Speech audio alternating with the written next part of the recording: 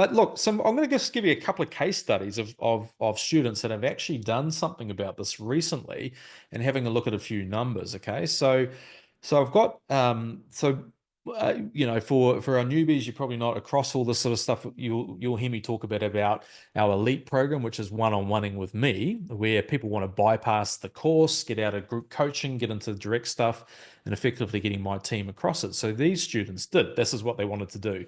So in that position of going, right, we're flat out, we're time poor. We want your team to sort of do this, Mel. How do we get on board and understand it? So they're in the position to cover the fee, get into the elite course. And so I was like, okay, right, that's cool. Well, let's do the planning process so that you're in a position you understand what retirement's going to look like, how many properties do you need to buy, if that's kind of your thing, if you want to go down that sort of track, and reverse engineer the whole plan. So you go, this is how much we need to retire on. We've worked that out. What does it look like? Cool, we're earning this amount of money now. Are we going to reach our goals, and sort of go through that process with me, supporting you and so forth. So that's what they wanted to do. Now, here's the position before they were refinancing. So some of you will relate with this. They had a very nice interest rate at the time. So their lending was up there, right? So they did over $1 million, 1.1 with a bit of change, and they were on an interest rate at 3.15%. Okay, so that was at the time of the discussion, but they were about maybe 2 months away from the expiry of their fixed term at that time. And so they had about a 26-year term remaining. That's what they had left to go at the time of having this conversation. So based on the 3.15% interest rate, their payments were about 5,183. However, right, they had a phenomenal amount of short-term debt as well. Okay, now I'm not going to single anybody out on here tonight, but some of you will have or had some pretty chunky debt before, which for a lot of people, like that's, the repayments are getting up there, like as far as trying to cover that cost and so forth, in addition to your mortgage payments, because this is literally where they're at, right? They had about 67K with a bit of change in short-term debt. And so the repayments on that component alone was about just over 2 grand a month. Now, the majority of that was a car payment. Okay, so that I see that all the time, right? We've got these grunty car payments, and you drive it off the lot, and the car's worth less by the time you got home, type scenario. Some of you would have done that, or for sure. But that's where they're at. But they also had this whole thing around. So the total repayment was about 7.2. They had about 80 grand sitting in cash and in accounts, and I'm like, oh gosh, we've got all this short-term debt, guys. Doesn't make sense to kind of have it that way. So let's consider some options around refinancing and restructuring. So they were with a lender that didn't have the right revolving facility as well. So they had one where they had to reapply for it every few years. And they were coming out to the point of going, right, we're not with that bank. We're not under the guise of having to pay back cash contributions and so forth. So part of the planning process with this was going, okay, let's a part of the elite stuff is going, well, what are the different options that you got available? What can you kind of consider looking at from a lending perspective, and what would we do a bit differently? So that's what we consider here in this option. So by the time they're ready to refinance, they had to suck it up and go, oh gosh, I'm going from that cheap rate to what was available in the market. It's at the time, this is kind of the best rate they could sort of get. So you'll like, it's a bit of that's sore, right? Like you're going from repayments at about was it about 5.3, around that sort of level before, because the interest rate is doubled on them. They were in a position where those repayments are about 7,609. Right. But what we did do is we went, let's use the cash you've got. Let's repay the short-term stuff. So that payment is out of the way. The short-term debt is gone. Okay. That cash is just sitting there. That's not really working for them. As I mentioned before, we kind of had to use it in a smarter fashion. So what they were able to do is they did a refinance, right? There's no legal fee involved, so it was a switch to another bank.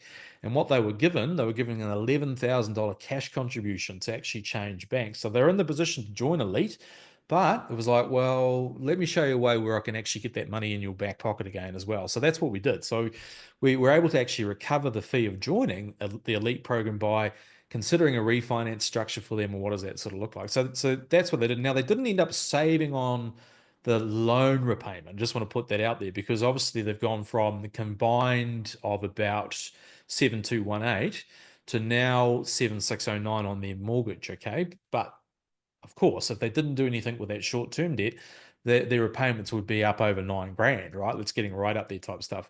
So what they were able to do is we went, okay, let's change this around, restructure that properly, set it up, proper facilities and so forth. So they're able to take the mortgage from a 26-year term down to 15 years on some projections. It's approximate saving of about 614,000, right? And if they just stayed with that typical structure, refixed at 6.99, then they're on the trajectory to be paying 1.289 mils. Nuts, eh? Like it's absolutely crazy type of stuff. So once again, it's more than 100% of what they were borrowing to do that. So it makes no sense to sit in that space. Now, if they renegotiated with the bank, because some of you would do this, like who's had a retention payment before, guys? Who's ever had one of those? You know what I'm talking about? No? Let me know in the chat. So sometimes what a bank will do is if they got wind of you wanting to change banks, guess what they might do? They might actually throw it out there and say, hey, we don't want you to go anywhere, so we're going to give you a little bit of a fee, some money to stay put. So I can see Adrian's just put in, yeah, we've received 2K before. So they will, it's nowhere near what you would get cash contribution typically from refinancing elsewhere. But sometimes people are happy to do that. They just go, oh, I'm just going to stay put, give me some money, and then I won't go anywhere else. But Adrian, you might be able to answer this for us. They typically still give you a bit of a clause which says, we'll give you 2 grand, but if you move banks within a period of time, you're going to pay it back. I don't know if that happened to you, uh, Adrian, but that's typically how they run that as well. So if they stay put, my point is they wouldn't have, yes, they might have got a couple of grand, but they wouldn't have had the right revolving facility, all the other opportunities to recoup some money too and change things around. So that's typically how that's worked for these guys under that scenario. So it was a good one, effectively using their current position, restructuring, setting it up properly, being able to jump into elite, but also getting that money back as well. So that's pretty cool. Now, the last one I'll just talk to you about, I just realized we're over time here, is so what they wanted to do, they uh, wanted to join what to do, explore some options elsewhere around because their bank didn't have that right facility for them. They were about to go on floating as well. And so same sort of stuff, pretty, time poor like most of you guys are, to be fair, but wanting some results and trying to fast track as quickly as you possibly can. So this was their scenario beforehand. So they had lending of about 440. It was fixed at 7.09%. And the expiry of that term, it was pretty much on expiry, I should say, going onto a floating rate if they didn't do something about it. So they had 28 years to run. So the repayments at that time were 2,954 per month. Okay, so they had a $10,000 credit card balance outstanding, and it was about $300 a month is what they had for minimum payments going out. Same thing here, right? They had cash though. I'm like, why have you got cash and you've got credit cards and you've got like this doesn't make sense, right? So, but that was their position. Savings and their repayments were about total between both of those 3,254. So this is what we did. We went, okay, let's look at a different way of approaching it. Open market time again, right?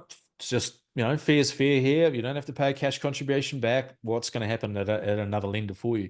So they were able to fix at that's actually a typo. I should say 5.89%. I've got 6.89, but that's what they did. It went to 5.89, fixed it for 6 months. The repayments were 2,677 is what they dropped to. And obviously, well, not obviously, what they did do is they used cash as part of their process to help and reduce they basically paid off the credit card. So that payment's not going to be there anymore as well. So they've recouped that. They've rechanneled that into their mortgage. Now, for some of you remember what I'm talking about as far as the webinars are concerned previously, if you had 10 grand and if you were paying about 175 dollars a month on your credit card bill, if your loan was around 400, I think we're using about a 6% rate, that extra 175, if channeled into that mortgage per month that was going to the credit card payment, actually saves you 20% of the overall interest for the entire mortgage over that term of that loan. So it's nuts, right? So this is my point, is that we're channeling more money into reducing their facility in the long run. So it's reduced their payments by about 577 per month in total. They were given a cash contribution of about 3,500 to switch banks. So what they did in the end, they went from a 28-year term to about 8.65 years, right? Approximate interest savings of about 336 over the term of their loan. And if they stay with the typical bank structure, about 459 with change, right? So crazy. So they were in a position where they're able to cover the majority of their elite fee. Obviously, I had a discussion with them and said, okay, well, right, there's a small portion left thereafter. You pay that off within 30 days, all good. We'll let you in and do it. Okay. So just a couple of examples how refinancing can kind of work for students, and especially if you're, seriously considering doing